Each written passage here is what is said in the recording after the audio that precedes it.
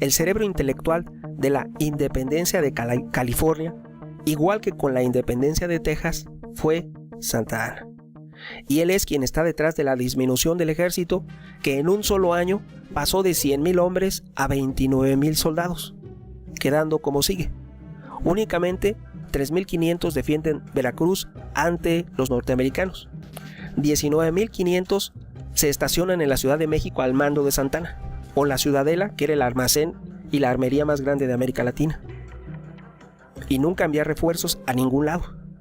832 mueren defendiendo el castillo de Chapultepec porque eran patriotas y Santa Anna los sacrificó. 4,000 más que se rebelaron en Mazatlán y los 1,000 que se rinden en Acapulco a los santanistas. De esta manera ya no había ejército, ya Santa Anna lo había dividido y lo había disgregado a través de sus testaferros, el coronel Juan Álvarez, el coronel Rafael Telles y el entonces presidente Mariano Paredes Arrillaga. Todos son dedos de Santa Anna, que ya desde años antes, desde que terminó con la Primera República Mexicana, había pactado con Estados Unidos la división de México para que esta nación pudiera cumplir la doctrina del destino manifiesto. Así, para ese entonces, México ya no tenía ejército que defendiera el país, ya que todas las fuerzas armadas estaban en manos del traidor de Santa Anna. Cabe aclarar lo siguiente: México ya no tenía ejército que defendiera el país. Todas las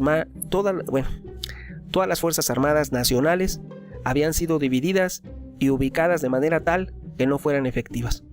Cabe aclarar que los 4,000 soldados que se rebelaron en Mazatlán, más los 1,000 que se rindieron en Acapulco, los 5,000 lo hicieron porque supuestamente ellos desconocían, cosa absurda, porque era santanista el presidente Mariano Paredes Arrillaga, fue el que lo mandó traer de Cuba y lo puso al mando del ejército. Entonces él era santanista.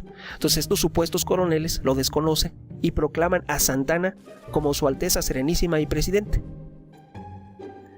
Pero aquí hay una contradicción, ya que cuando cae el puerto de Veracruz, cae el castillo de Chapultepec y Santa Anna rinde la Ciudad de México, en ese momento Santa Anna contaba con un ejército intacto, bien armado y con la armería de la Ciudadela de 19,500 soldados y tenía piezas de artillería bien equipadas. Pero ¿por qué Santa Anna nunca manda traer a esos 5,000 soldados que tenía estacionados en la ciudad de Mazatlán, que tenían suficiente parque, porque fue un contingente muy bien armado que iba a defender los territorios del norte, que nunca llegaron, se quedaron en Mazatlán? ¿Por qué no los manda a traer cuando ya era la caída inminente de la Ciudad de México? ¿Por qué no? Entonces aquí es absurdo. Santa Anna tenía 19,500 soldados y piezas de artillería y tenía 5,000 soldados estacionados en Mazatlán que nunca mandó traer para defender la Ciudad de México.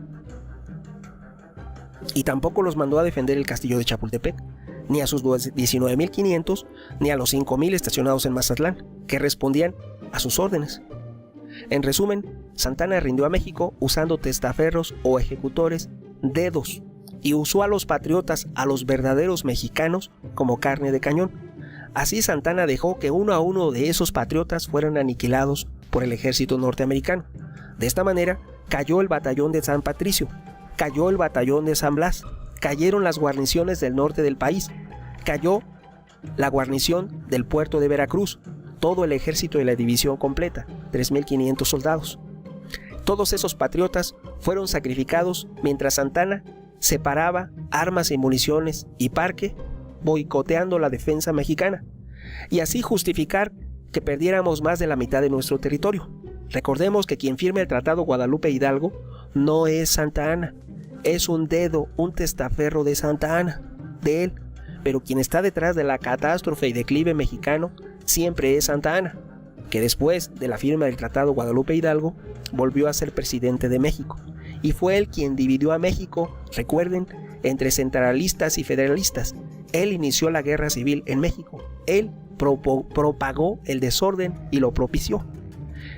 Y a un ejército que contaba México de 100,000 hombres, pasamos a tan solo 12,000 después de la firma del Tratado Guadalupe Hidalgo. Él dispersó al ejército, ya que al rendir la Ciudad de México, él ordenó la dispersión de las Fuerzas Armadas. Regresando al tema de la bandera del oso, así es como se proclama la independencia de California. Hasta pronto.